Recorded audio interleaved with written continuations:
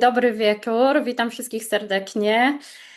Naszą gościnią dzisiaj jest wokalistka, wielka gwiazda, osoba, o której można powiedzieć, że jest jedną z najwybitniejszych gwiazd muzyki w Polsce. Krystyna Prońko. Ja się nazywam Angelika Rudzka i rozmowę tę przeprowadzamy w imieniu Stowarzyszenia Dzień Dobry Lil. Miło mi bardzo, że przyjęła Pani nasze zaproszenie i bardzo serdecznie dziękujemy. Dzień dobry, witam wszystkich Państwa. Cieszę się, że się udało. Też się bardzo, bardzo cieszymy, naprawdę bardzo. Zastanawiałam się, jak Panią przedstawić. Długo się zastanawiałam i oczywiście to wszystko, co powiedziałam, jest oczywiste, ale zastanawiałam się też, czy nie ma Pani ochoty czasem odejść od tego schematu w przedstawianiu Pani, to znaczy, co by Pani powiedziała o sobie innego jednym zdaniem, gdyby miała Pani samą siebie przedstawić, może coś mniej oczywistego. E, Trudno mi to będzie w tej chwili wymyślić, ale generalnie biorąc, rzeczywiście przedstawianie się w takich sytuacjach publicznych dość trudne, bo nie wiadomo, czy się chwalić, czy nic nie mówić, czy wystarczy może czasem imię i nazwisko. W takich sytuacjach już, kiedy jest mało czasu, no to musi wystarczyć imię i nazwisko, a jak nie wystarcza samo imię i nazwisko, bo na przykład publiczność jest młoda, no to trzeba się troszeczkę przedstawić. I wtedy mówię, że jestem absolwentką Akademii Muzycznej w Katowicach i pracuję od 50 paru lat, dokładnie od 1970 roku, bo wtedy rozpoczęłam swoją pracę zawodową i pierwszą trasę, którą zagrałam, to była trasa z Czesławem Niemenem, zespół, który się nazywał Respekt, był supportem w recitalu Czesława. O, tak w skrócie. Także już wiadomo, że ile mam lat i że muszę mieć wiele rzeczy za sobą i tak rzeczywiście jest. Oczywiście, to dziękuję bardzo za uzupełnienie. I jest Pani też pedagogzką, jak wszyscy wiemy, prawda? Czy była Pani, tak? Bo to nie jest zajęcie, w którym ja się całkowicie spełniam, ale umiem to robić i myślę sobie, że nieźle to robię, bo ciągle gdzieś ktoś mnie prosi o jakieś warsztaty, tylko że ja po prostu albo nie mam czasu, albo nie jestem zainteresowana z powodów innych. Zresztą ostatnio te inne powody przeważają. Mm, No i no cóż, zawsze mogę wrócić do tego. Ja 10 lat pracowałam na Uniwersytecie Marii Skłodowskiej w Lublinie, bo tam miałam klasę śpiewu, prowadziłam tę klasę i byłam jedną z pierwszych zaangażowanych na ten wydział pedagogów, którzy jakby rozkręcali, bo to był nowy wydział, powstający nowy wydział i rozkręcali ten wydział, ale wytrzymałam tam 10 lat, a potem już zawsze mnie bardziej interesowało śpiewanie niż uczenie, tak w dużym skrócie. Jasne. A co Pani uważa za swój debiut? Może te występy z Czesławem Niemenem, czy jeszcze jakiś Zdecydowanie, innym? zdecydowanie to był debiut taki, który zaowocował tym wszystkim, co się do tej pory dzieje, bo taki amatorski debiut, no to był wiele lat wcześniej. Ja się bardzo udzielałam w ruchu amatorskim w Gorzowie Wielkopolskim, bo ja jestem z Gorzowa Wielkopolskiego, tam się urodziłam, tam skończyłam średnią szkołę. Studia to już w Katowicach, ale średnia szkoła, więc cały ten pierwszy etap życia, przepraszam, to nie ja, to piesek, który tutaj obok coś połknął. Nie ma problemu, lubimy wszystkie zwierzęta, kochamy. No, piesek ma urodę niezwykłą, bo piesek jest afrykański. Nie będę O, go pokazać, ale może go pokażę. fantastycznie. O, może się uda? To chętnie zobaczymy. Coś Niestety tło jest nie widać, za jasne. Dobra, tak nie będę rozwodnione, ale eksperymentować. wyobrazimy go sobie w takim razie. No, bardzo ładny pies, tylko że jest tak spontaniczny i tak, że tak powiem, szybki w niektórych reakcjach, że czasami, no ale coś tutaj. I bardzo mnie lubi. Tylko ma Wiem, że strasznie pani ma psy czy psa, prawda? Bo to, tak, mam psa. mhm, E, dużego, e, prawda? Ja mam Rottweilera. No właśnie, tak wyczytałam. Mam Rottweilera, który został, nie zabrałam go ze sobą, bo jest za gorąco, żeby siedział w aucie, a tutaj go nie mogę już zabrać, bo jest wiele innych zwierząt, w tym koty. To jest w ogóle zwierzyniec bogaty. No ale oni to lubią. Ja zresztą też. W każdym razie wracając do tego Gorzowa, no to tam się właściwie te wszystkie moje debiuty odbywały. I jeszcze i w szkole, i w technikum, bo ja kończyłam technikum chemiczne, maturę mam z chemii. I później w różnych działaniach amatorskich w Gorzowskich Domach Kultury, więc to był taki kociołek, w którym działy się różne rzeczy, a ja starałam się uczestniczyć we wszystkich ważnych wydarzeniach artystycznych, konkretnie muzycznych, które się tam działy. I to mi się udawało i wysyłano nas na na konkursy amatorskie i z wielu przywiozłam nagrody. Także jestem w jakiś sposób no, mocno związana z Gorzowem, z tymi wspomnieniami, i z tymi nagrodami, i później z różnymi wydarzeniami. A poza tym mam jeszcze rodzinę tam. Cały A, czas za ten mieszka i rodzinki kawałek. a jaki był ten Gorzów pani dzieciństwa? Słyszałam, że śpiewała pani na klatce schodowej, prawda? I było panią słychać. Tak jest. Są takie informacje zawarte w internecie. No, wracając ze szkoły, tak. Wracając ze szkoły. Lubiłam śpiewać, więc śpiewałam zawsze, jak wracałam ze szkoły, ponieważ klatka była lastrikowa, taka drugie piętro, wysoka. I tam był bardzo ładny pogłos na tej klatce schodowej. On jest cały czas, tylko że ja go już nie słyszę, bo się przyzwyczaiłam do innych pogłosów studyjnych. One nie brzmią nieco inaczej i w ogóle do innych sytuacji, ale wtedy na moją wyobraźnię ten dźwięk, który tam się kotłował w tej klatce schodowej, niesamowicie działał. Ale to Jasne. ja miałam 10-12 lat. Dzieckiem Jak, byłam. tak, No, jakby pani określiła Gorzów? Czy to było miasto prowincjonalne, czy miasto, z którym była pani jednak bardzo związana emocjonalnie i którego pani dzisiaj brakuje? Czy nie, marzyła pani już wtedy? wie pani co, no to są związki rodzinne, to trudno powiedzieć, czy brakuje, czy nie brakuje. Te związki rodzinne się nie porwały i one nadal istnieją, więc w jakiś sposób Gorzów jest mi bliski, ale to, nie- to zresztą ostatnio władze miejskie zgodziły się rok temu na to, żeby tam powstał mural i na ulicy Teatralnej niemal naprzeciwko teatru Mural. jest mural, tak, ale y, to nawet nie o to chodzi, po prostu Gorzów się bardzo zmienił, zresztą tak samo jak wszystkie miasta w Polsce. Od tamtej pory, kiedy ja chodziłam do średniej szkoły czy do podstawowej, to jest zupełnie inne miasto. Ono się bardzo rozwinęło. W czasach mojej szkoły podstawowej w Gorzowie najważniejszym zakładem pracy był Stilon, który potem w latach 80. Został no, nie wiem jak to nazwać, zrestrukturyzowany to złe słowo, ale po prostu przestał istnieć i w to miejsce już się nic takiego o podobnym profilu nie pojawiło, więc Astilon był wielkim zakładem przemysłowym, produkującym tworzywo sztuczne, kord do opon, taśmy magnetofonowe na licencję BASFA, przecież były tam produkowane BASFA taśmy. I cała masa nici takie syntetyczne, no całą masę różnych rzeczy. I ja przecież jako młody technik chemik, chodzący do technikum chemicznego, miałam tam praktyki. I ja pamiętam tą fabrykę, której już nie ma. Mhm. I w tej chwili to zupełnie inaczej wygląda, ale nawet nie jestem w stanie pani powiedzieć, co tam się w tej chwili w tym sensie gospodarczym dzieje, bo to jest jakby poza moimi zainteresowaniami. Ale miasto się rozwija i bardzo ładnie, coraz ładniej wygląda. W każdym razie mnie się podoba. Oczywiście. A właśnie a propos tej chemii, w audycji wojewódzki kędzierski Kuba przedstawił panią jako technik, chemik, analityk. To Tak, bo mnie taka jest, tak mam napisane na świadectwie maturalnym, tak. No właśnie. I później wspominają o tym, Tylko, że że ja już nic z tego nie pamiętam, to nie należy tego brać pod uwagę. To było oczywiście, 50 parę lat temu, prawie 60. To ale było wspominają, że któregoś dnia powiedziała pani, że po prostu nie przyjdzie więcej do pracy Ale dyrektorowi, to już prawda? były, wie pani, w latach, wam to muszę powiedzieć, bo wy jesteście młodzi i tego nie wiecie.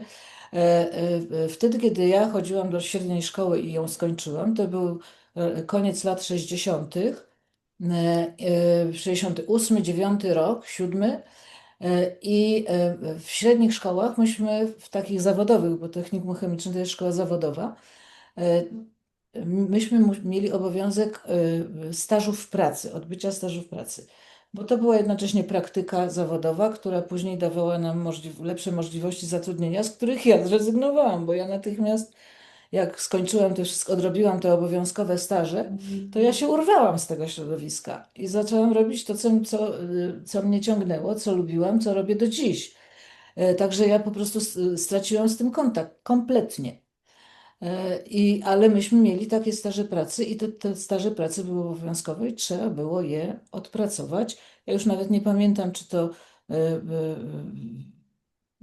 na zasadach odpracowania było, czy na zasadach praktyki zawodowej. Nie pamiętam, bo to miało na pewno jakiś związek z tym, że technika były pięcioletnie, więc czy te 5 lat pracy dawało nam jakiś handicap do dalszej pracy, czy bardziej dawały nam handicap do dalszej pracy te praktyki zawodowe właśnie związane ze stażem pracy. Myślę, że te staże pracy jednak dawały lepszy start dla absolwentów. Część z nas poszła na studia, ale mało kto poszedł na chemię. Jeden mój kolega z mojej klasy maturalnej poszedł na matematykę, koleżanka poszła na muzykologię, ktoś tam jeszcze na coś innego, prawie nikt nie poszedł na chemię. Bo myśmy się później spotykali na zjazdach maturalnych, które już się, że tak powiem, no nie udają, bo jest nas coraz mniej. E, ale przez pierwsze 20-30 lat myśmy się co roku albo co 2 lata spotykali na zjazdach maturalnych. No i Mhm. nikt, naprawdę trzy osoby poszły na inne kierunki, a reszta dokładnie nie wiadomo. Albo poszli normalnie do pracy, albo w ogóle zmienili zawody. Różnie się ludziom życie układało, a ponieważ to była klasa bardziej damska niż męska, bo myśmy mieli tylko w klasie naszej 4 chłopców, no to dziewczyny pewnie powychodziły za mąż i miały swoje inne zajęcia niż pracę Mhm. zawodową. A w którym momencie pani poczuła, że muzyka to jest to, czym chce się pani zająć profesjonalnie? Czy to jest coś, co w pani drzemało od najwcześniejszego dzieciństwa? Czy właśnie to zderzenie z chemią spowodowało, że zrozumiała pani, że to nie jest coś, co jest pani prawdziwą pasją, ta chemia? I jeszcze drugie pytanie, czy zawsze była pani taką osobą bardzo niezależną i zdecydowaną, to znaczy w momencie, w którym dochodziło do pani, że coś się pani już nie podoba albo coś panią nudzi, to po prostu była pani w stanie to rzucić, zdecydować się bardzo szybko i nie oglądać się za siebie. Ja Zawsze się pani nie taka była. oglądam, ja się faktycznie nie oglądam za siebie, ale nie oglądam się za siebie nie dlatego, że mi się coś znudziło, tylko dlatego, że mnie ciągną nowe inne rzeczy, Mhm. nowsze, ciekawsze. Ja jestem bardzo ciekawa, ja jestem cały czas bardzo ciekawa świata i tego, co się dookoła dzieje, łącznie z tym, co się dzieje w muzyce i z muzyką. Co prawda nazwisk nie pamiętam, ale śledzę to na bieżąco, wszystko. Natomiast nie pamiętam pierwszego pytania, musi mi pani W którym przypomnieć. momencie pani poczuła, że muzyka to jest pani To prawdziwa nie, pasja, talent, wielki talent i coś, czym pani się ja nie zajmie? wiem, kiedy ja to poczułam, ale na pewno poczuło to moje otoczenie, to znaczy moi rodzice, bo inaczej nie posłaliby mnie też do tej szkoły muzycznej 1. stopnia, którą skończyłam bardzo bardzo w terminie, nie miałam żadnych opóźnień, ale ja miałam wielką łatwość gry na fortepianie. Mimo tego, że mam małą dłoń, to mnie nauka gry na fortepianie przychodziła bardzo łatwo. Ja, pamięć muzyczną mam taką, że ja niektóre rzeczy do tej pory pamiętam. Manualnie nie miałam żadnych problemów, tylko że nie chciało mi się ćwiczyć. W związku z tym byłam pilnowana, jeśli chodzi o ćwiczenie. A nie chciało mi się ćwiczyć, bo ja się bardzo szybko tych wszystkich rzeczy uczyłam. Więc siłą rzeczy, jak się zaczęło moje śpiewanie najpierw na schodach, a potem się przerodziło w zainteresowania piosenkarskie gdzieś tam później, no to poszłam za głosem serca, no, a nie za głosem rozsądku w postaci technikum chemicznego, bo nasi rodzice, nas jest 4, nasi rodzice uznali, że my wszyscy musimy mieć swoje zawody. Y, Moi 2 bracia i moja siostra. Musieliśmy mieć zawody, więc każdy z nas poszedł do jakiejś szkoły zawodowej. Piotrek poszedł do mechanika, Wojtek poszedł do melioracyjnej, do technikum melioracyjnego, później do samochodówki, a jedyna siostra, która jest po ogólniaku i później angielszczyznę, język angielski studiowała. Ale rozsądek podpowiadał zawód, a cała reszta podpowiadała zainteresowania. No ja poszłam za zainteresowaniami. E, Mhm. Bracia też poszli za zainteresowaniami, a siostra jako najmłodsza, no tam miała trochę inne swoje życie, ale to już nie będę o nim tutaj mówić. W każdym razie myśmy poszli za zainteresowaniami i ja tak do tej pory w tym jestem. To teraz może o muzyce. Co pani sądzi o takim podziale, o którym ja czasami słyszę, że dla jednych muzyka to jest matematyka i fizyka, taka idealna harmonia, ułożenie szczegółów, przejście z chaosu do, no właśnie, do takiego ideału, o którym czasami mówią neurobiolodzy, że muzykę się odbiera najpierw w płatach czołowych, później przechodzi do tylnej części mózgu, tam gdzie zapamiętujemy na przykład wzory matematyczne, czy chemiczne, czy fizyczne. A druga grupa ludzi, z którymi rozmawiałam, mówi, że muzyka to są emocje, znaczy, że muzyka nie istnieje bez emocji. Czy dla pani to jest połączenie tych dwóch rzeczy, czy bardziej jest to matematyczny porządek, jak pani pojęciowo myśli o słowie muzyka, to co pani widzi, czuje, co jest ważniejsze? Zdecydowanie górują emocje, bez emocji nie Mhm. ma muzyki. Natomiast faktycznie dźwięk to jest matematyka. Bo to można zmierzyć, zważyć, wyliczyć i wszystko można tutaj zmienić. Co w tej chwili mamy to na porządku dziennym, bo nie powstały instrumenty elektroniczne, które na tym bazują. To nie są piesku. Te instrumenty i te rzeczy, które się w tej chwili nie powstają. Jeśli muzykę tworzy sztuczna inteligencja, tak tworzy jak tworzy. Ja tego nie, tej twórczości nie akceptuję, ale muszę się z tym zgodzić, że ta sztuczna inteligencja potrafi coś wymyślić muzycznego. Wymyślić. W cudzysłowie oczywiście. Mhm.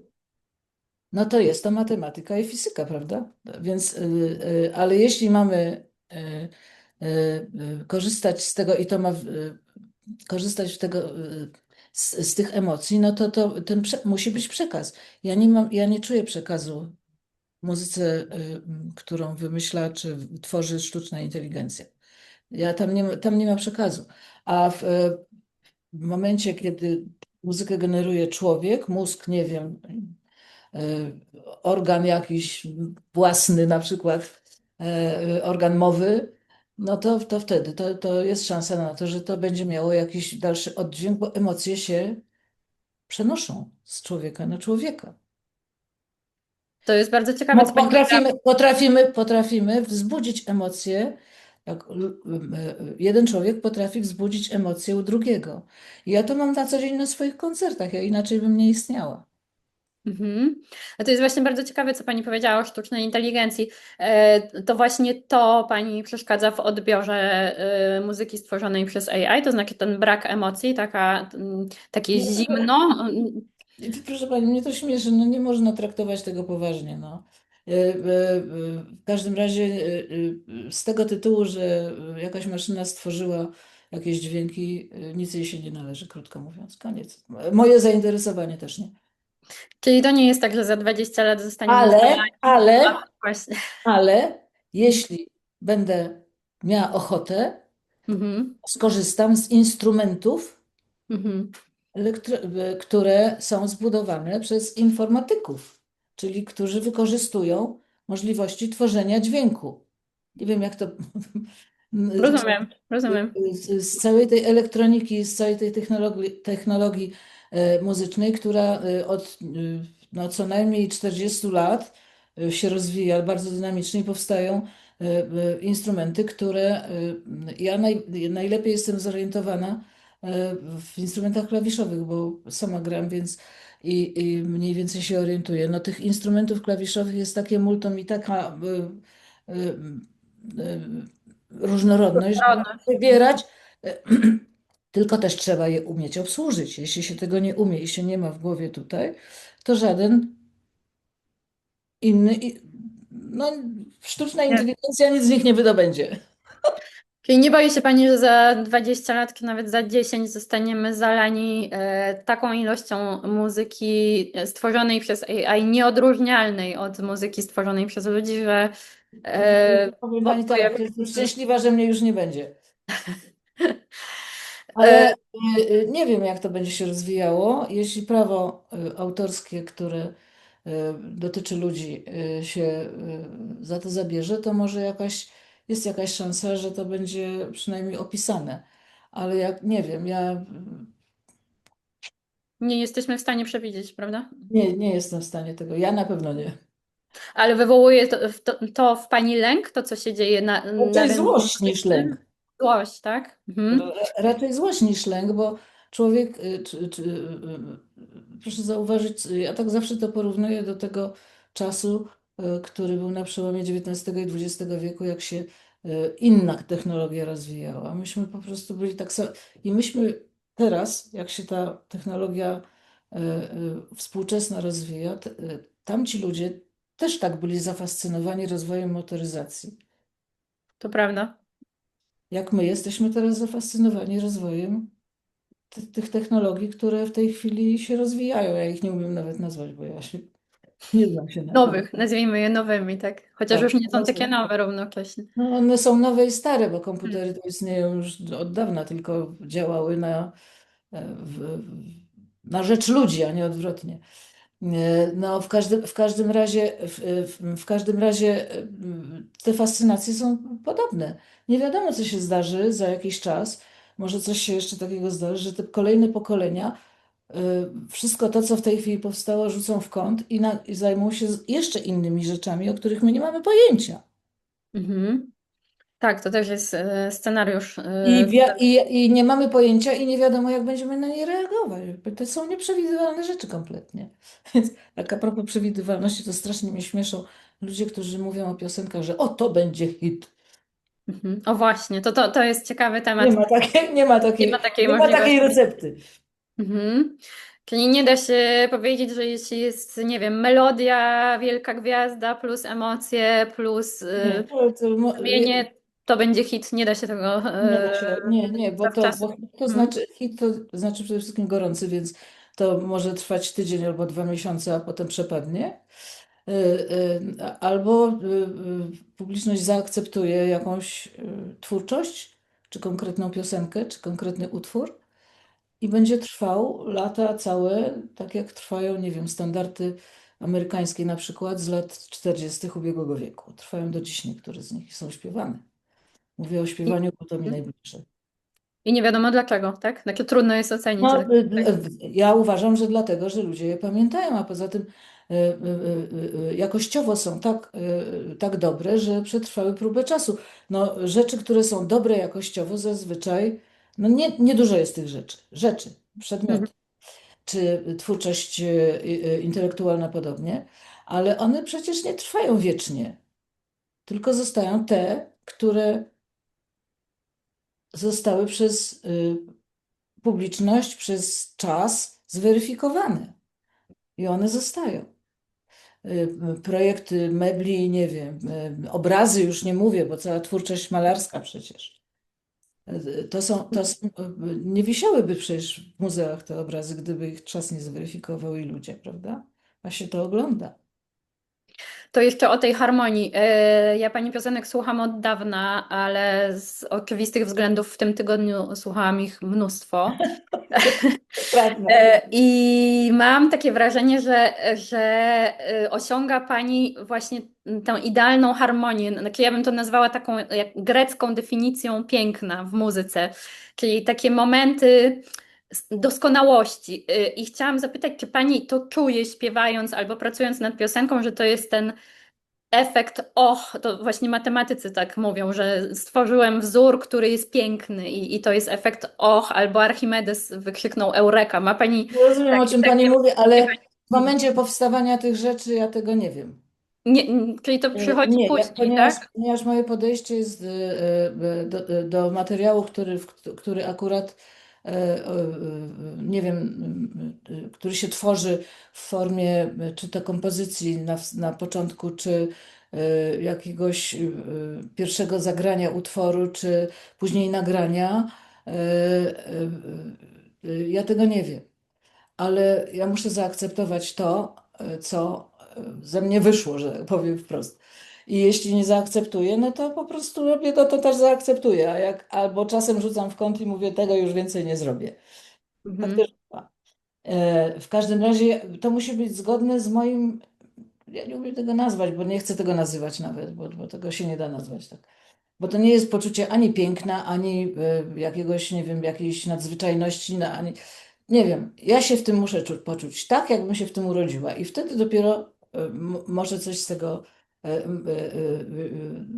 może to jakiś krok dalej z tym zrobić, z tym materiałem, ale mam takie doświadczenia odsłuchując swoje stare rzeczy, bo czasem mi się to zdarza, bo dzisiaj na przykład pracowałam, bo chcę wydać swoje stare płyty i odsłuchiwałam rzeczy, które były nagrane w latach 85, 6, jakoś tak. A co pani odsłuchiwała? Może pani zacytować jakieś? Ta płyta, nie, była taka płyta, którą wydał Wifon w Polsce, która nosi tytuł Subtelna gra i Mhm. ponieważ ja chcę to wydać, to muszę tego posłuchać, bo nie pamiętam. I się bardzo zdziwiłam z niektórymi rzeczami, które wtedy mi się mniej podobały, a teraz mi się bardziej podobają. Więc to Mhm. też, ale to jest, nie wiem jak to przyjmą oczywiście odbiorcy, ale mam nadzieję, że dobrze, bo to już jest kolejna płyta, którą bym wydała, bo na razie wydałam taką płytę z 1984 roku, która była ostatnim longplayem wydanym w Polsce. I jeszcze osobiście odebrałam ostatnie sztuki z tłoczni w Pionkach, bo O, poproszono na mnie, żebym przyjechała i zabrała, bo jak nie, to zwalcują i po prostu zniszczą. No to więc pojechałam i odebrałam te 300 sztuk, które tam zostały. Potem wydałam taką płytę, na której była nagrana piosenka Jesteś lekiem na całe zło. I ona mhm. ma swoje wydanie w ubiegłym roku. Porozmawiamy o niej. Reedycję. Potem wydałam Deszcz w Cisnej, który też ma reedycję. Te wszystkie płyty można kupić na Allegro, tak nawiasem mówiąc. No i teraz próbuję się dogadać, bo to są nagrania, które częściowo muszę odkupić licencję, częściowo nie. Częściowo mam, ale niektóre muszę kupić licencję, więc muszę to wszystko ogarnąć, sprawdzić, posłuchać i znaleźć tych producentów, jeśli oni jeszcze istnieją, albo jak nie istnieją, to jakoś inaczej zadziałać. W każdym razie to są rzeczy, które ja muszę ogarnąć, bo nikt za mnie tego nie zrobi, bo ja pracuję sama, ja nie mam menadżera. I ta niezależność, o której pani mówiła, no to jest między innymi objaw mojej niezależności. Mhm. Czyli wyczułam, że to jest pani cecha osobowości. Prawdopodobnie, tak? Już coś. Ja nie będę sama siebie oceniać w tym względzie, bo jakoś nie umiem, ale, Mhm. ale lubię być, że tak powiem, sama decydować o sobie i o swoich sprawach, które mnie otaczają i z których ja po prostu egzystuję, no bo to jest moje życie. Więc nikt za mnie nie może o tym decydować. No, gdybym była ubezwłasnowolniona, no to wtedy co innego, ale nie jestem. Na szczęście. A I chyba często to by się nie udało. myślę, że nie, nawet na pewno. A często ma pani takie momenty, albo przynajmniej czy kiedykolwiek miała Pani takie momenty, że pomyślała Pani po nagraniu, o, to było coś świetnego, nie wiem, zrobiłam coś doskonałego. Mówię, wiadomo, że nie opowiada się o tym ludziom, bo to źle brzmi, tak? Ale wewnątrz siebie, w swojej głowie była Pani z siebie dumna, bo wydaje mi się Pani w odbiorze osobą wymagającą bardzo, ale przede wszystkim wobec siebie. Ja tak Panią odbieram. Nie wiem, czy to prawda. Dobrze, dobrze, mam nadzieję, że tak, że ja nie miałam takiego odczucia, o którym pani mówi ani razu. Zawsze coś mi się nie podobało, coś z czegoś można było zrobić, ale można było zrobić lepiej, ale lepsze jest wrogiem dobrego, więc ja wychodzę z tego założenia, że jak coś już jest dobre, to należy to zostawić. Czas to zweryfikuje albo wyrzuci. A po czym Pani poznaje, że coś jest dobre? To jest kwestia intuicji? Wyłącznie. Wyłącznie. Mhm. W ogóle całe moje życie to jest kwestia intuicji. Ja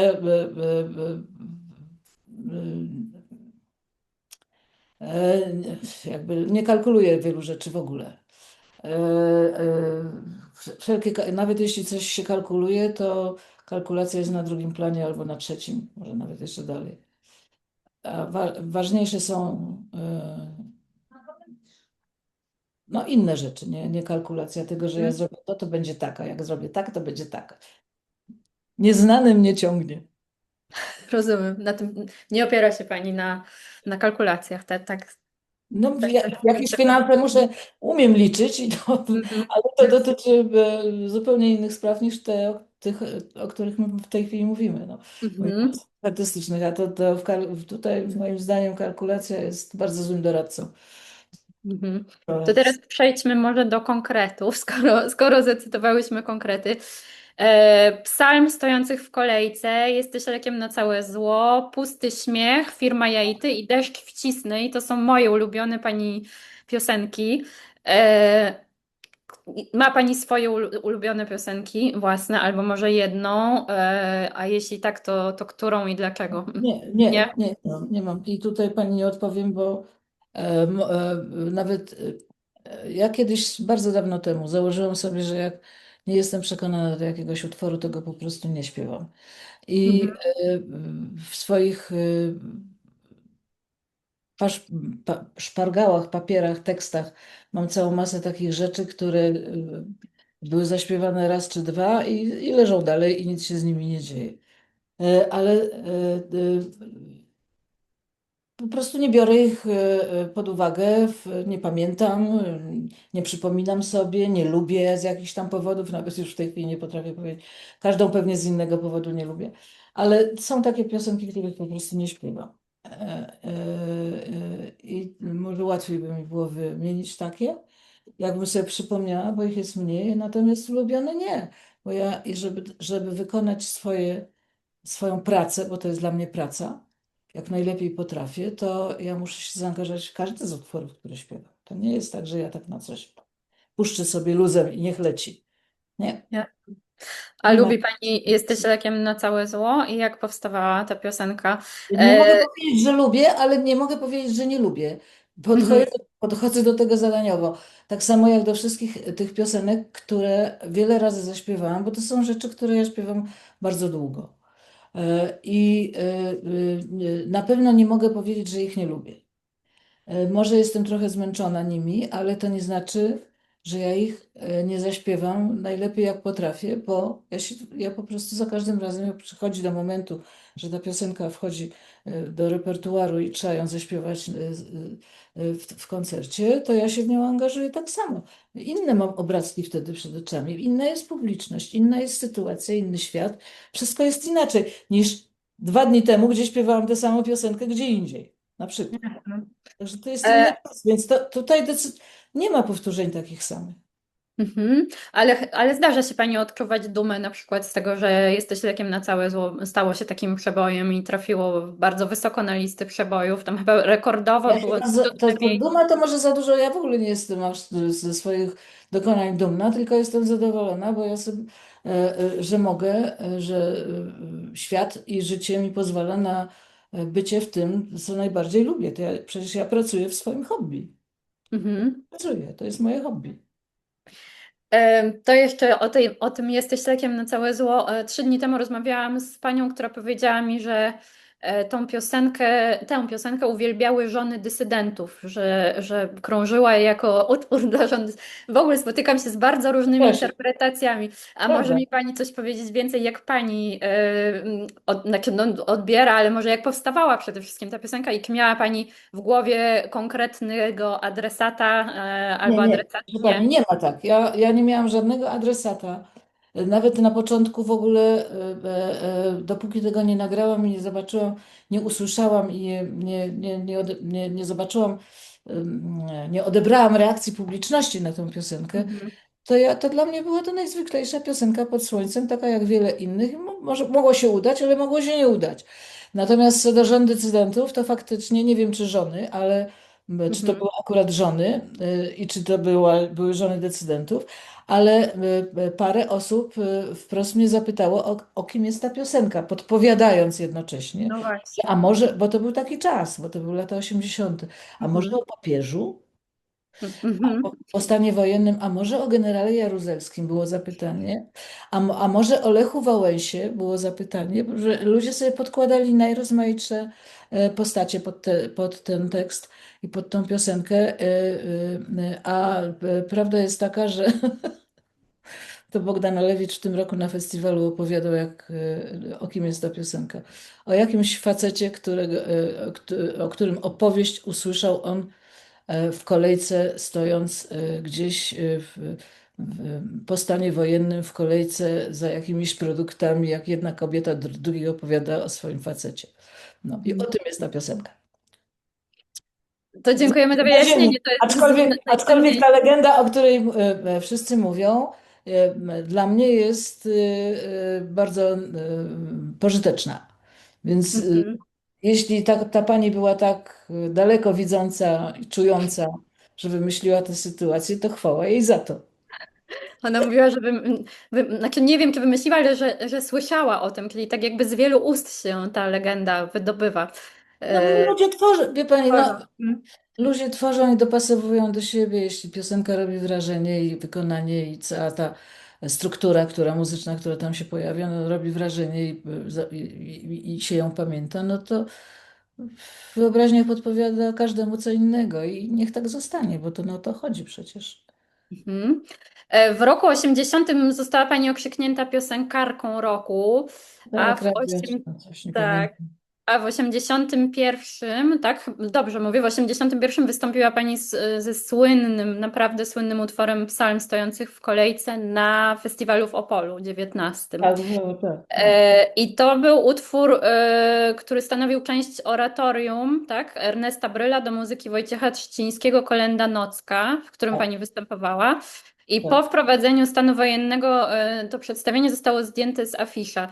Tak. Czy mogłaby Pani coś opowiedzieć o atmosferze tamtego czasu, kiedy pierwszy raz śpiewała Pani Psalm stojących w kolejce? Bo dzisiaj to jest no, utwór legendarny i bardzo wyraźnie kojarzony z opozycją, z Solidarnością, z walką o wolność, atmosferą zagrożenia. No, jeszcze nie było wiadomo, tak, że stan wojenny nadejdzie, ale z taką, no, z takim poczuciem solidarności ogromnej wśród ludzi. Czy zdawała sobie Pani z tego sprawę wtedy, a jeśli nie, to kiedy nastąpiło takie poczucie, że to było coś strasznie ważnego w sumie dla całego narodu? Nie omieszkam użyć takich słów. Wie pani co, to myśmy wiedzieli, że tworzymy jakąś rzecz, która jest na owe czasy bardzo kontrowersyjna, bo nie Mhm. wiadomo było, jak to się skończy i nie wiadomo było, co z nami zrobią, jak my to wykonamy. Nic z nami nie zrobili, nawiasem mówiąc. E, e, Piosenka była z jednej strony i cały spektakl, bo to chodzi o spektakl, a nie o tę Tak. piosenkę. Ta piosenka to jest tylko jeden krótki, 3:30 w minutach liczony kawałek tego spektaklu. Tylko, że ona została z tego spektaklu wyjęta w celach promocyjnych, żeby wypromować ten spektakl. I to zrobiła ta piosenka. Natomiast cały spektakl myśmy tworzyli w atmosferze wielkiej niewiadomej i z wielkim entuzjazmem, bo wtedy był taki czas, że myśmy mogli więcej niż przedtem. I nie tylko my, artyści, ale w ogóle wszyscy mogli więcej, bo był tak zwany Karnawał Solidarności i naprawdę emocje, które towarzyszyły powstawaniu tego spektaklu, przenosiły się najpierw na nas, a potem na publiczność, od nas na publiczność i one trwają, starsi ludzie je pamiętają. I trwają do dzisiaj. Przy czym Psalm stojący w kolejce ma w sobie coś takiego, że on nawet dzisiaj zagrany w bardzo dziwnym układzie, tak jak ja czasem to robię na koncertach, bo ja nie mam chóru na koncertach wielkiego, który może to zagrać, tylko nas jest 5 z saksofonem i ja szósta, więc wymieniam się z saksofonistą tymi wersami, które on gra, a ja śpiewam. I to też przechodzi, i to też ludzi podnosi i emocjonuje, więc Coś jest takiego, czego ja nie potrafię określić. Tekst na pewno, bo to jest Ernest Brel, jak cały spektakl i wszystkie piosenki i te teksty, libretto jakieś tam niewielkie, które było w tym spektaklu, ale muzycznie to jest takie bardzo nasze. Takie wszyscy właściwie y, no, czują się w tym dobrze. Natomiast ja za najważniejszą i bardzo mocną piosenkę w tym spektaklu uważam całkiem co innego. Tam jest taka piosenka, która nosi tytuł Psalm jadących do pracy, która Mhm. w tekście opisuje bardzo precyzyjnie naszą sytuację, sytuację ludzi w Polsce, tych pracujących, takich najbardziej ciężko pracujących. I to jest w tym tekście i w tej muzyce bardzo pięknie zawarte. I ja uważam, że to jest najlepszy utwór z tego spektaklu. To Najlepszy, bo bardzo. najbardziej nośny jest Psalm Mhm. Stępcy. Ale No tak, ten tak. drugi też ja śpiewam. I bardzo go lubię, bo to jest naprawdę świetny numer. No, Ale miała Pani poczucie wtedy, że to jest coś mocno politycznego, że to porwie. oczywiście, tak, oczywiście Tak, prawda? wszyscy mieliśmy takie poczucie i mieliśmy związane z tym obawy, bo jak mówię, to było dyrekcja Teatru Muzycznego w Gdyni bardzo mocno walczyła o to, żeby ten spektakl w ogóle się zaistniał. To Mhm. musiały być jakieś zgody takie prawą ręką, nie wiem, no. Dyrektor Cybulski, Andrzej Cybulski tam wtedy był dyrektorem i on to wszystko załatwiał i później przecież podobnie e, baliśmy się, no krótko mówiąc, trochę baliśmy się, bo nie wiadomo było, szczególnie wtedy, jak już się okazało, że może być, że może być jakaś interwencja, bo to była już jesień następnego roku. I ta interwencja, no, może nie było interwencji, ale wprowadzono stan wojenny. I nie wiadomo było, co się z nami. Nas rozesłano do domu. Myśmy pojechali każdy w swoją stronę. A potem, ponieważ mieliśmy przygotowany już spektakl wyjazdowy dla Polonii amerykańskiej, to pojechaliśmy do Polonii, ale z opóźnieniem miesięcznym, ponieważ 12 grudnia był stan wojenny. Myśmy wylecieli w styczniu po wysoko postawionych interwencjach. Mieliśmy już wizy, bilety, wszystko było załatwione. Mieliśmy wylecieć, nie wiem, przed świętami Bożego Narodzenia i tam zagrać te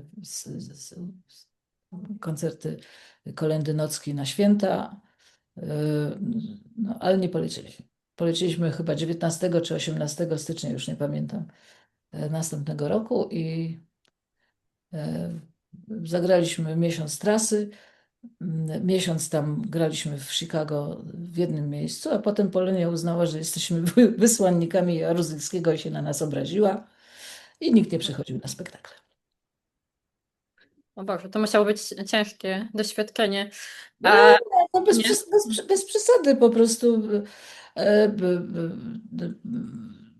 Mówimy o ludziach, którzy chodzili albo nie chodzili na spektakle, natomiast myśmy się znaleźli, bo nie, pozostaliśmy tam jeszcze 1,5 miesiąca chyba, czy 2. Akurat był tam Krzysiek Krawczyk i ktoś nie pamiętam, kto to wymyślił, ale zostaliśmy tam jeszcze miesiąc dłużej i Krzysiek pojechał na trasę i w pierwszej części myśmy grali kolędę nockę, a w drugiej części Krzysiek grał swój recital. I tak wróciliśmy w maju do Polski. Mhm.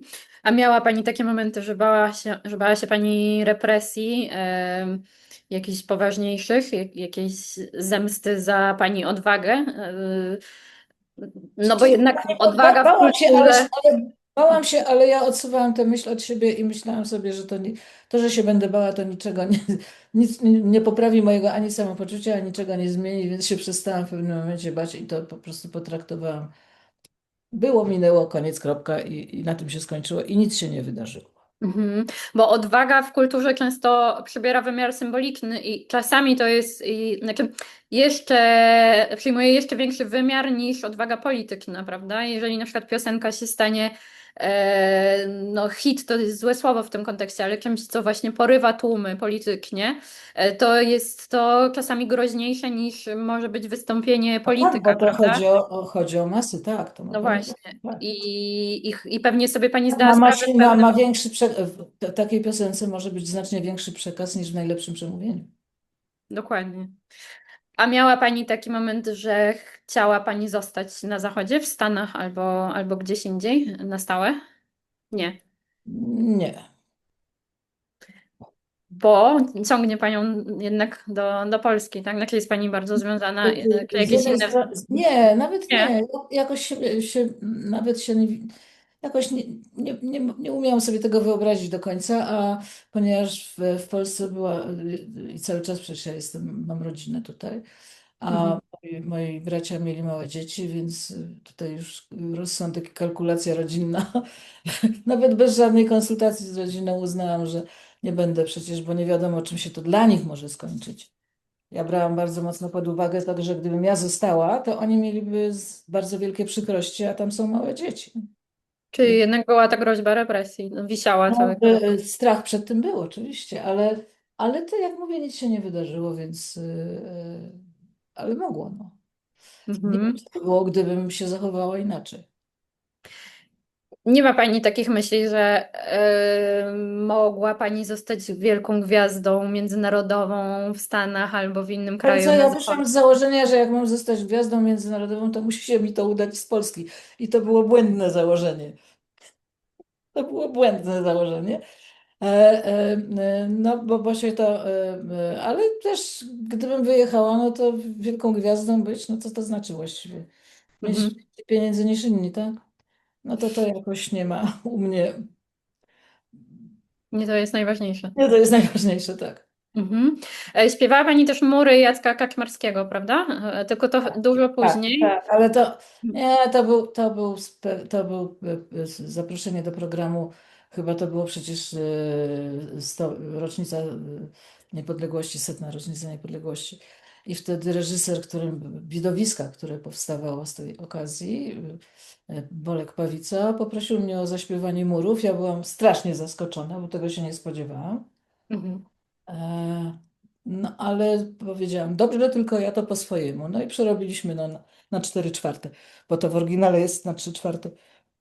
Przecież to jest hiszpańska pieśń, to nie jest Tak. marsz. Mhm. A idee wolności, godności, solidarności, no takiej walki o prawa jednostki, ale też o prawa całego narodu są ważne w muzyce? Uważa Pani, że to jest coś bardzo ważnego? Czy to się pojawia przy okazji niejako muzyki i wychodzi samo? Czy to jest coś, o czym Pani myśli świadomie? Tak nie mówię, że teraz, ale w Tego w ten tamtych sposób latach, nie, ja bym tego w nie? ten sposób nie ujmowała. Muzyka to są dźwięki. W związku z tym trudno określić, że jakiś dźwięk jest mniej lub bardziej polityczny, albo ma jakąś mniejszą, większą świadomość wolnościową, czy jakąkolwiek inną. To są dźwięki. Przy pomocy tych dźwięków możemy wyrażać różne emocje, ale to nie znaczy, że to jest polityka. Muzyka jest z samego założenia dla mnie, ja to tak rozumiem, jest apolityczna. A jeśli podłożymy pod to tekst, no to wtedy rzeczywiście może się z tego zrobić polityka. Albo zatytułujemy utwór, który w jakiś sposób taki, który będzie wiadomo, że on jest związany z polityką już samym tytułem.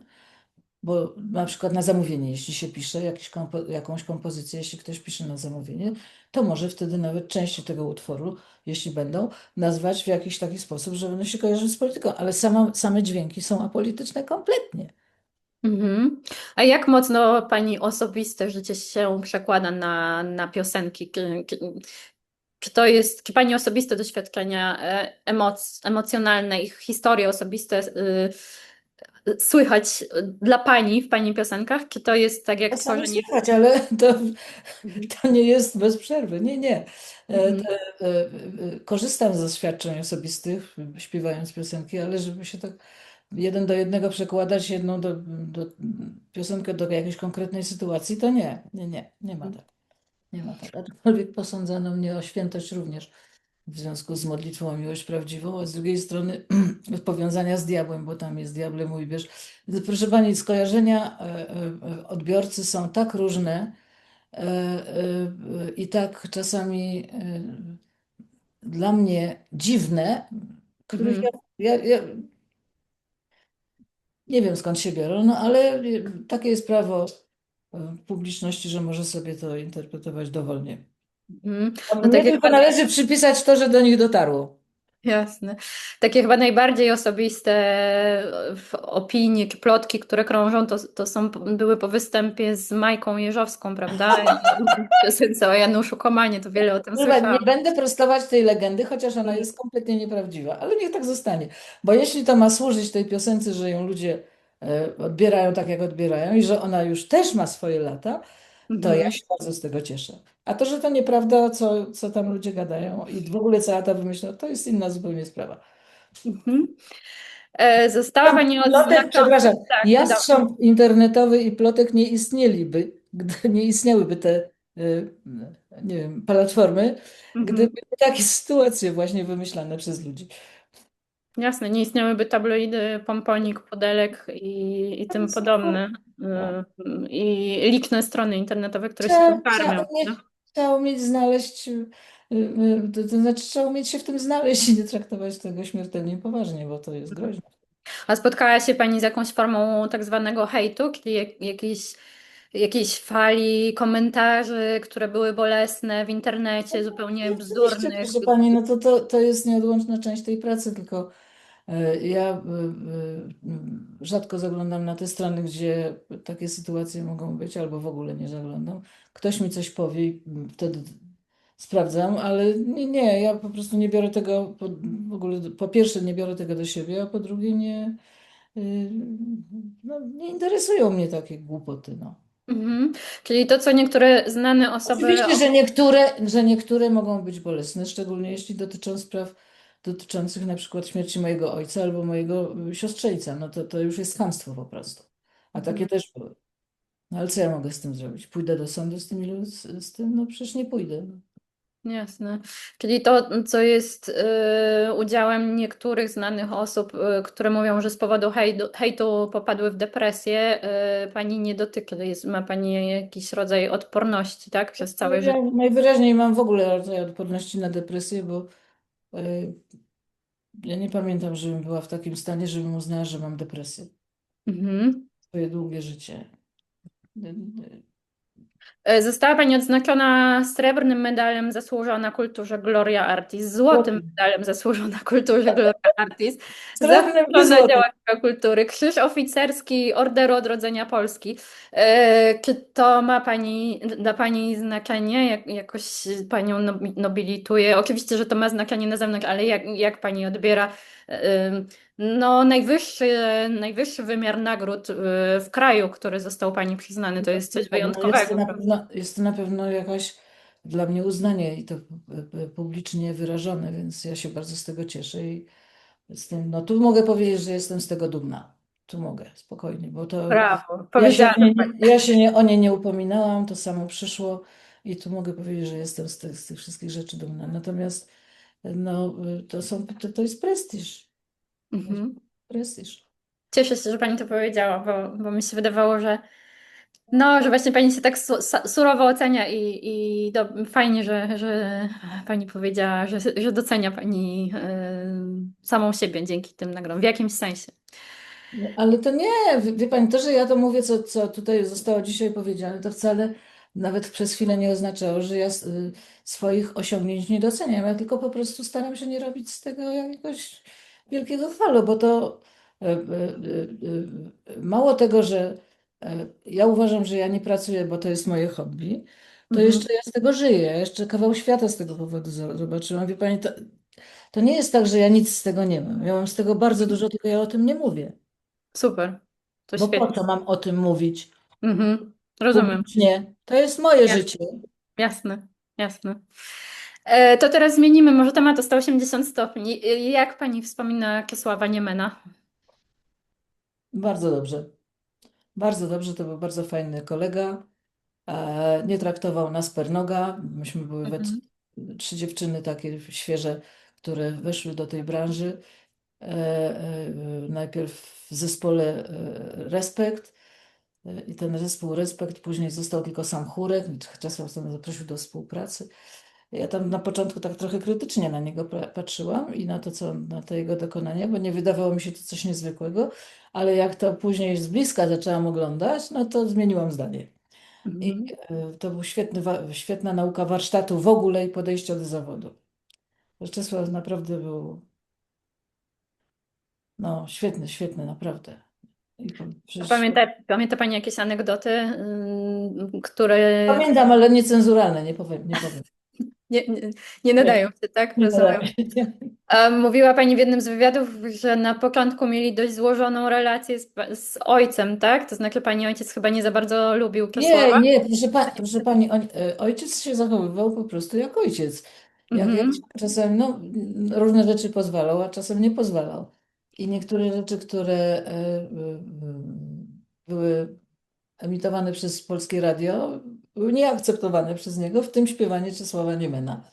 I jak mhm, ja chciałam zrobić głośniej, to nie, no to trzeba było wyłączyć wtedy. No, dopóki to wyłączał mi radio, albo zabraniał, albo mówił, że chce sam posłuchać czegoś tam i nie pozwalał. Nie podobało mu się. Czesław mu się nie podobał. Do momentu, mhm, dopóki się nie dowiedział, że oni pochodzą prawie z tego samego, to znaczy nie pochodzą, tylko że mieszkali przed wojną niedaleko siebie tak naprawdę. Na warunki Białorusi. mhm. Bo tam jakieś odległości były, ale to było, nie przekraczało, nie wiem, 50 kilometrów, 30 kilometrów od siebie na przykład mieszkali. Ja tworzę tutaj oczywiście te odległości, bo ja nie wiem, jakie to były odległości. Ale wychowywali się i mieszkali gdzieś tam w tym samym rejonie. No. Także jak cała grupa Rychtalowa Czesława z tym naszym respektem dojechaliśmy do Gorzowa. Tam był koncert w Kinie Słońce chyba, czy w Domu Chemika, a już nie pamiętam. To zaprosiliśmy kolegów z zespołu, znaczy ja zaprosiłam na obiad do domu, mama przygotowała obiad. No i jak ojciec usłyszał, jak śpiewną mowę Czesława, to od razu zmiękł. No ponieważ on też taką śpiewną mową się posługiwał i natychmiast się dogadali, polubili. Więc to Czyli w jednej chwili sytuacja się zupełnie zmieniła. absolutnie o 180 stopni się zmieniła. To teraz może coś o... Miejscowości się pojawiły te same, więc wie pani, to też Aha, do tego stopnia, no do tak. tego stopnia, tak. To chyba się Pani ucieszyła, bo to zawsze Ale ja łatwiej, miałam z prawda? głowy, no ja byłam No właśnie. szczęśliwa. To może teraz coś o tekstach, o tak zwanych tekściarzach, chociaż to nie jest ładne słowo. Jacek Cygan, Andrzej Mogielnicki, Marek Gaszyński, Wojciech Młynarski, Ernest Bryl, Małgosia Maliszewska. To są tylko niektóre z nazwisk, które znalazłam. Ale to jest Osoby. większość, tylko w innej kolejności, bo ja Mhm, Wojtka tak. Podolskiego mam raptem ze dwie piosenki, Cygana też dwie. Najwięcej mam Bogusia Olewicza, tekstów, Andrzeja Mogielnickiego, Małgosi Maliszewskiej. Mhm, Ja już wszystkich nawet nie pamiętam, ale i jeszcze o Janusza Szczepkowskiego na samym początku. Także on jest mało znany, ale dobre teksty pisał. Także to nie, to niektóre. Wojtek Młynarski całkiem przypadkiem się znalazł u mnie w repertuarze, bo zażądał tego kompozytor Porannych Łez, że no, a Poranne Łzy napisał Wojtek Młynarski, żebym ja zaśpiewała Poranne Łzy. Zaśpiewałam i w ten sposób się znalazła Wojtek Młynarski w moim repertuarze. a z którą z tych osób pracowało się Pani najlepiej i jak ważną rolę odgrywa jakość tekstu dla sukcesu piosenki? Jak bardzo się to przekłada? Moim zdaniem to jest kluczowe. E, Mhm. Przy czym zaraz za tym idzie jeszcze sposób wykonania i interpretacja, bo to są dwie rzeczy, które albo kładą piosenkę, albo ją podnoszą. To znaczy myślę tutaj o tym, że dodają jej wartości, albo ją wyrzuca się do kosza, krótko mówiąc, jak się Do tego nie stopnia. tak. Mhm. Bo no, to są bardzo ważne rzeczy, bo samą melodię, no to jest utwór instrumentalny, prawda? Mhm. Albo Ale głos. ma Pani jakiegoś ulubionego autora tekstów swoich piosenek, z kimś, z kim Proszę pani, najlepiej mieliście najlepsze porozumienie? bardzo lubię teksty Andrzeja Mogielnickiego i Mhm. z tych, które, bo między innymi napisał parę rzeczy do moich kompozycji. Boguś Olewicz podobnie, Małgosia Maliszewska. To trzy osoby, z tymi trzema osobami znakomicie mi się współpracowało. A teraz pojawił się nowy człowiek, ale jeszcze o nim nie będę mówić, bo Jakiś nowy projekt, rozumiem. tak, tak, tak. Mm. Nowy projekt i mogę powiedzieć, że chodzi o projekt z Mietkiem Jureckim. Mhm. A Mietek Jurecki to był basistą w budce Suflera i teraz samodzielnie już od jakiegoś czasu dłuższego pracuje i szukaliśmy tak osoby piszącej teksty do tego, co Mietek wymyślił i niechcący udało mi się znaleźć takiego człowieka i on teraz o tym mówi, że wymyśliłam, jak on to powiedział?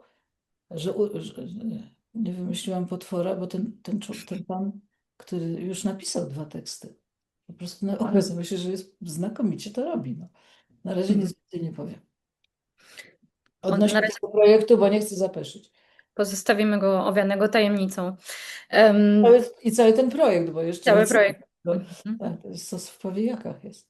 No projektów chyba ma Pani dużo, przynajmniej na stronie internetowej jest całe bogactwo i projektów dawnych Ale, i to, ostatnich. ale no tak, ale to jest chyba normalna sytuacja, jeśli Tak, ja pracuję 50 parę lat i cały czas ja jestem aktywna. jestem pełna podziwu, że jest ich tak dużo. Znaczy jakby jest to normalne, ale jest to godne podziwu, że Pani nie daje absolutnie za wygraną i nawet w Chodzi o, takim... nie o to chodzi. To chodzi o to, że to jest moje życie. No ja po prostu tak żyję. Jest E, Pani pełna energii, bo to widać po Ja prostu. jeszcze trochę tej energii mam i jeszcze to nie jest chyba koniec, mam nadzieję. W każdym razie no, sama się nie spodziewałam, że to tyle, tak długo będzie, tak dużo czasu będzie trwało, tak długi czas będzie trwało. No ale tak, no, jeśli wychodzę z założenia, że jeśli chcą mnie słuchać, a ja swoje śpiewanie uznaję, że jest całkiem niezłe, nie zestarzało się, ja daję radę fizycznie, bo to jest praca fizyczna przecież, to dlaczego mam z tego nie korzystać, jeśli mnie to służy, a przy okazji daje radość ludziom. To daje absolutną radość i służy wszystkim, także proszę absolutnie nie rezygnować, Ja wręcz tylko odwrotnie. powiedziałam o swoim założeniu, a jak to, Mhm. Pani, nie wiem, co będzie za 2 sekundy, bo tak a propos 2 sekundy. E, Ja tutaj jestem akurat w tej chwili w Portugalii. I wiosną byłam niedaleko tego miejsca, w którym jestem w tej chwili, i siedziałam przy komputerze tak jak teraz. I nagle usłyszałam taki bardzo niski, intensywny, taki dźwięk, no niezwykły. Pierwszy raz w życiu coś podobnego słyszałam i jak na razie jedyny. I lepiej, żebym więcej razy tego nie usłyszała. Po czym usłyszałam wielkie bum. Myślałam, że ktoś mi wjechał w płot, taki w mur, który tam stał, Mhm. i spadłam z krzesła, na którym siedziałam. Więc szybko się otrząsnęłam, wstałam, wszystko wróciło do normy. Okazało się, że ta góra, na której stoi ten dom, w którym byłam, zrobiła takie pyk, pyk i to było trzęsienie ziemi. Takie Mówię, niesamowite. i to mniej więcej tyle trwało. Pyk, pyk. Mhm. Dzwonię do mojej chrześniaczki, tu gdzie jestem. Tak. Agata, co to było? A Agata mi mówi, trzęsienie ziemi o amplitudzie 4 i coś tam. Ojej.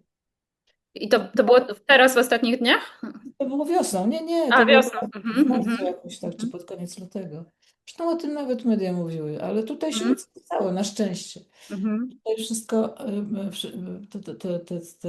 te wioski, te domy, które tutaj stoją, najwyraźniej, to są moje wnioski, ja nie jestem geologiem. One Jasne. stoją, to jest warstwa ziemi oczywiście, ale pod spodem jest skała, więc jak się cała skała przechyli, to się Jest, nic nie dzieje.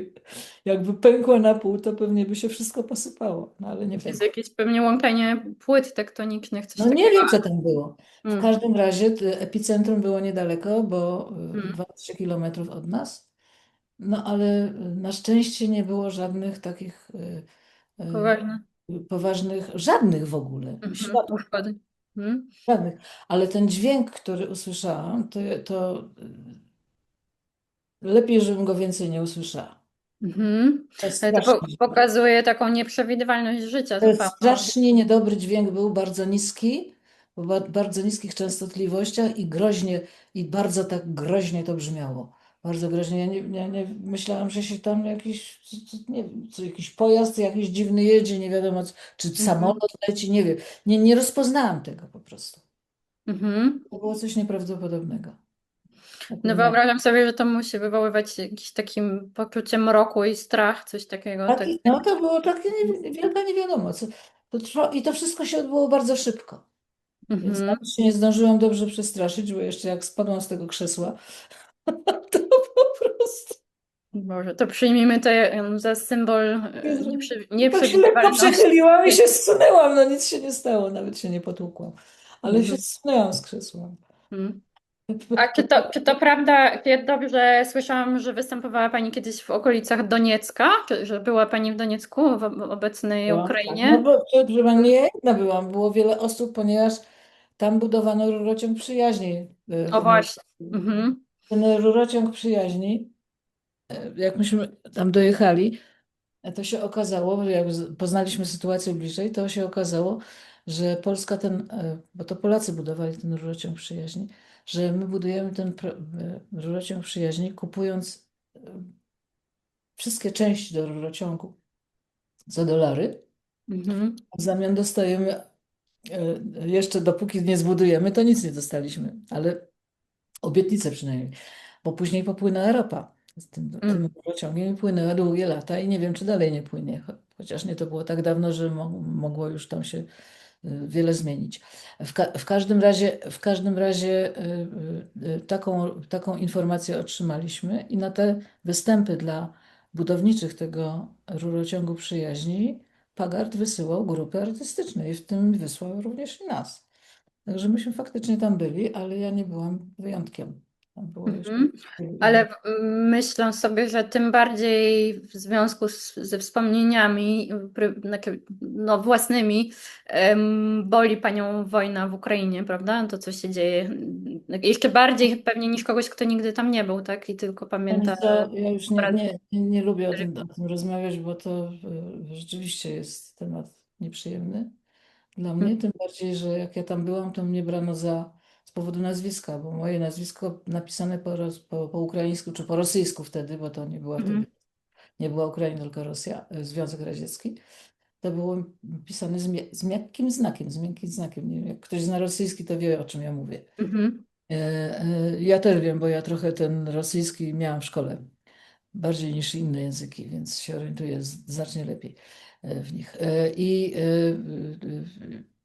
Ja nawet odmawiam w tej chwili jakichkolwiek z tego właśnie powodu, bo ja się nie czuję Ukrainką w żaden sposób, pomimo nazwiska.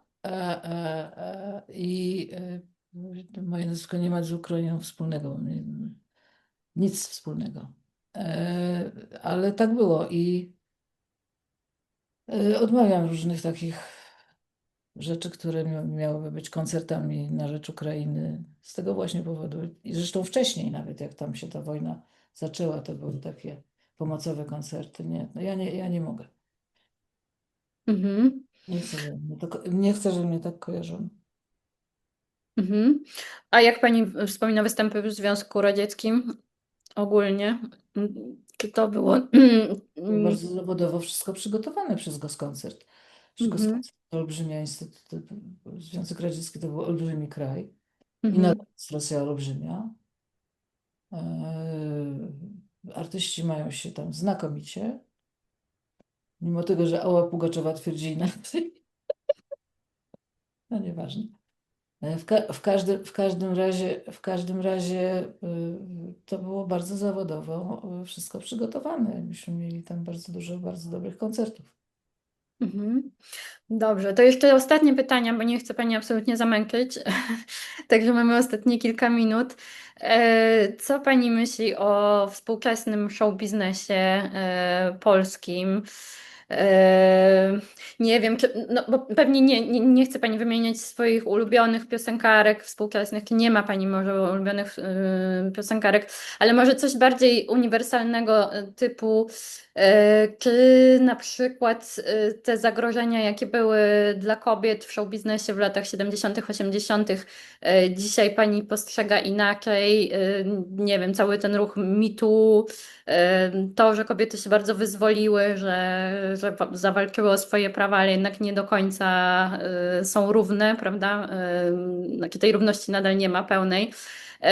No i wiadomo, że w show biznesie to przybiera czasami wręcz karykaturalne wymiary czy sytuacje.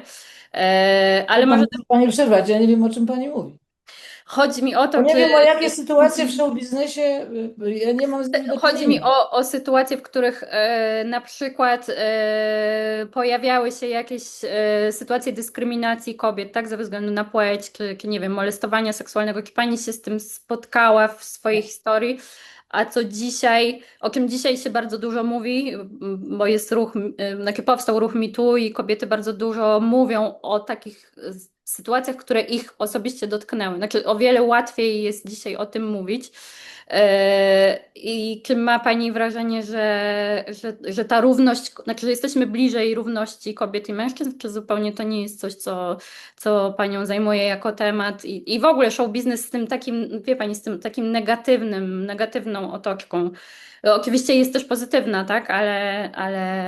Ja słyszałam o takich sytuacjach, o których Pani mówi, ale mnie osobiście nie dotknęły Mhm, tego typu przeżyć, ani propozycji tego typu. mhm, Co do równości, to ja myślę sobie, że tej równości nigdy nie było i nigdy nie będzie. mhm, Bo jeśli się o nią tak strasznie upominamy, to ona się ciągle gdzieś na horyzoncie pojawia, a nikt o to nie dba. Wydaje mi się, że to podejście całe do tego ruchu jest trochę, aż tak naprawdę to mnie to w ogóle nie obchodzi. Kompletnie mnie mhm, to nie interesuje, robię swoje. Mam konkretne rzeczy do wykonania, które sobie wymyślę. Nic nie robię na siłę, a przynajmniej staram się niczego nie robić na siłę. E, e, Przede wszystkim dbam o to, żeby być w zgodzie sama ze sobą, żeby robić te rzeczy, które artystycznie wykonuję, też w zgodzie sama ze sobą i żeby mieć czyste sumienie. Nie mhm. mieć jakichś A tam myśl, przeszłości, które gdzieś mi przeszkadzają. W związku z tym wszystkie ruchy kobiece, które się dzieją, a mnie nie dotyczą, bo nie mam takich przeżyć, y, są jakby trochę poza mną, bo ja dokładnie nie wiem, o co chodzi nawet. mhm. A A myśli Pani, poza że tym to ja mam, proszę pani, 79 lat, więc o czym my mówimy? nie, bardziej mi To chodziło już mnie nie o dotyczy porównanie, tak? kompletnie. Jasne. Ale myśli Pani z perspektywy czasu, że mężczyźnie jest łatwiej zrobić karierę w show biznesie, czy... Ci są na pewno lepiej ciągle wynagradzani, to jest niesprawiedliwe. Mhm. Mhm. To niesprawiedliwe. No ale jak całe życie słyszę, że mężczyźni lepiej zarabiają i tak jest, no. I co ja mam z tym zrobić? Stanąć na głowie mogę. Nie kryje Pani złości Nie wiem, z co bym tego powodu. ustała. Mhm. A ma Pani jakieś ulubione jednak piosenkarki polskie, obecnie znane, robiące karierę? Nie Nie. będę wymieniać tutaj nikogo Mhm. ani żadnych nazwisk z młodych. Czy moje typy to są już dawno, wie- przynajmniej ci ludzie, na których ja się opierałam, mając lat 20 czy 20 parę, no Mhm. to najczęściej już nie żyją, bo oni byli już wtedy wiekowi, a teraz to już minęło dużo czasu. Ale polski show biznes rozwija się tak, jak się rozwija. Dość nierówno. Raz jest lepiej, raz jest gorzej, ale się rozwija. Także to jest ważne. Coraz więcej takich młodych osób stara się działać samodzielnie, niekoniecznie opierając się na y, wielkich firmach fonograficznych, bo już mają świadomość, że można. I to jest Mhm. cenne. Jak mają świadomość, że mogą sami sobie podziałać, to i mają do tego determinację, siłę i chęć, czas, nie wiem, trochę pieniędzy, bo do tego też pieniądze są potrzebne, to niech to robią. Bo to tak naprawdę ten biznes to polega na samodzielnym działaniu, a niekoniecznie na opieraniu się i liczeniu na kogoś. Mhm. Jedyne nazwisko, które udało mi się wychwycić z wywiadów z panią, to jest Edyta Górniak, że wiem, że pani ją ceni, tak? No ale, ale nic innego nie wyłapałam. Edyta I jest z tych świetna. nieżyjących rozumiem, że też nie chce pani mówić, kogo pani najbardziej ceniła Pani, ja z wieloma, wokalnie. to nie o to chodzi. Ja z wieloma z Bardzo. tych Mhm. osób pracowałam i nagrywałam ja sobie, to wszystko jest zanotowane gdzieś w nagraniach, na płytach. To są wszystko ludzie, z którymi, jeśli bym nie chciała tego robić, to bym tego nie zrobiła, no bo ja za wszelką cenę niczego nie staram się nie robić. Więc to nie były jakieś ukłony czy jakieś specjalne sytuacje, tylko po prostu umawialiśmy się na coś, że robimy i robiliśmy. I tych nazwisk jest bardzo sporo, ale to nie znaczy, to są nazwiska kolegów z pracy, no. Wiesz, Mhm. czy koleżanek z pracy. I tak jak z niektórymi cały czas mam jakiś kontakt, no ale nie ze wszystkimi, bo każdy pracuje z tych osób, które jeszcze żyją. Każda z tych osób pracuje, a młodsi nie mają czasu, bo też pracują. My się bardzo rzadko mamy okazję spotkać gdziekolwiek, bo festiwale się zmieniły. Te festiwale, które były kiedyś, które gromadziły nas wszystkich w jednym miejscu i dawano nam hotel na 3 dni, wszystkim, Mhm. tak, na czas całego festiwalu, to już dawno się skończyło. Więc teraz przyjeżdżamy i odjeżdżamy. Jak się gdzieś ktoś pojawi w jakimś przejściu albo w restauracji, cześć, cześć, się chwilę porozmawia, bo po prostu tak się to zmieniło. A każdy ma poza tym życie swoje własne i rodzinę, nie? Więc nie da się wszystkiego naraz, że tak powiem, połapać wszystkich nitek i życia towarzyskiego w show biznesie prowadzić w sposób taki, żeby jakoś się bardziej udzielać. No nie da się. Mhm. Zmieniło. A myśli pani, że młoda Polka, polska piosenkarka czy Polak może dzisiaj zrobić wielką karierę międzynarodową, taką, żeby stać się mega, mówiąc kolokwialnie, rozpoznawalną międzynarodowo postacią? Nie umiem na to odpowiedzieć. Mam nadzieję, że tak, ale d- d- trudno, wie pani co, to jest tak trudny, że to jest strasznie trudny biznes i nie wiem, i wymagający pieniędzy przede wszystkim, bo tak Mhm. naprawdę to jak się ma pieniądze, to można wiele rzeczy po prostu kupić, w tym reklamę, a jak się kupi reklamę i ona będzie wystarczająca, no to, no, ale ja tego nie zrobię, bo ja nie mam takich pieniędzy. I myślę sobie, że większość z nas nie ma. Mhm. Czyli to, Światowe to jest to już głównie jest, to jest głównie ta kwestia, tak? No to stoi na przeszkodzie. moim zdaniem tak. Mhm. Bo jeśli chodzi o talenty, to nie ustępujemy w niczym. Mhm. To ostatnie dwa pytania. Pani zdanie na temat talent show, bo teraz wiadomo, są potwornie popularne i to na całym świecie. Nie tylko. Ale ja nie wiem, pani mnie pyta o takie rzeczy, o których ja nie mam Mhm. zielonego pojęcia, wiem, że są. Ale nie wiem, co się na nich dzieje, bo ja tego nie oglądam. Ale chodzi mi o to bardziej, że, no, bo teraz mówi się często, że rozpoznawalność i kariera w muzyce to nie jest kwestia talentu, tylko osobowości. Jest takie, coś takiego, co krąży. No właśnie tak myślałam, że pani tak zareaguje. No jednak ten talent musi być, prawda, wrodzony, muzyczny, ale to jest co, kwestia słuchu muzycznego, żeby pani mogła powiedzieć, że ktoś jest, nie wiem, wybitną piosenkarką, piosenkarzem, to... Proszę pani, ja tego nie oceniam dzieląc Mhm, włosy na czworo, bo mhm, oceniam to intuicyjnie, jeśli mam coś do oceniania. Chociaż zapieram się nad 4 nogami, których nie mam, że ja nie chcę nikogo i niczego oceniać, bo to nie moja rola.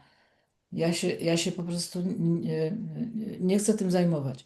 Natomiast nie wyobrażam sobie, że ktoś ma osobowość, a nie umie powtórzyć 2 razy tego samego dźwięku, albo nie ma poczucia rytmu. No to niech ta osobowość śpiewa, no. Zobaczymy, co będzie. dobrze. Bo niech tańczy. Zobaczymy, co będzie. Też się zdarzają w tych talent show, talenty wszelakie, Ja prawda? to wiem, że się zdarzają, bo ja miałam takich ludzi na egzaminach. No. Jak jeszcze pracowałam na uczelni i Mhm. przychodzili, musiałam być na niektórych egzaminach, kiedy się przyjmowało nowych kandydatów, to widziałam, co się dzieje. Była jedna pani, która nie słyszała na jedno ucho na przykład. Nikt tego nie słyszał, ale ja jakoś jakimś cudem, nie wiem jak, ja to zauważyłam. Mhm. No No to nie jest chyba ta mam intuicja, o klienta której na mówię. szczęście, no, ale ludzie, no, No bo chciałam to usłyszeć. Rozumiem. No to ostatnie. No, osiągnęła Pani właściwie wszystko, co się dało. To nie, jakie wszystkiego nikt nie osiąga. prawie, tak? Ale jakie ma Pani Prawie marzenia? też nie. Ja po prostu robię swoje i nie zastanawiam się nad osiągnięciami, bo one są, to jest ulotne, to jest chwila, moment. Nie. To nic. Mhm. Ale ma Pani jakieś marzenia teraz, na, nie wiem, na najbliższe parę lat, coś nowego, o czym może Pani powiedzieć, co by Pani chciała zrobić teraz, nie wiem, w przyszłym roku, czy Nie ma, nie? marzenia mam, ale o nich mówić nie będę, bo to są moje Ale marzenia. zawodowe oczywiście mówię. Projekty, tak, tak, ja też o tym mówię. Projekty mam, tylko że jak się zacznie gadać o projektach, to one przepadają, więc też o Mhm. nich nie mówię. Już pomijam sytuację, kiedy się chętnie kopiuje różne rzeczy, bo A, jak za dużo się powie, to wtedy się dzieją rzeczy czasem nieciekawe. Środowisko jest też nieciekawe w sensie przeszpiegów. aha, ojej. Nie, no, nie. Nie, ale nikt nic nie słyszał, ale to nie skomentujemy, dobrze. Rozumiem. No dobrze, to w takim razie trzymam bardzo mocno kciuki. Wszyscy trzymamy, żeby to wszystko się udało. To, o czym nie możemy mówić. Ja bym chciała, jeśli chodzi o moje marzenia, być jak najdłużej sprawną, zdrową, w miarę mojego wieku osobą, która sobie po prostu spokojnie pracuje, wymyśla różne rzeczy. Niekoniecznie muszą być realizowane, ale myślenie zawsze miało przyszłość, więc to wolno i to się ceni. I tego się trzymajmy. I bardzo serdecznie Pani dziękuję za rozmowę. I to był dla nas zaszczyt, że zgodziła Bardzo się Pani dziękuję. poświęcić nam czas. Trochę się bałam tej rozmowy, ale mam nadzieję, że się wszystko dobrze udało. Nie, wypadło fantastycznie. Tak.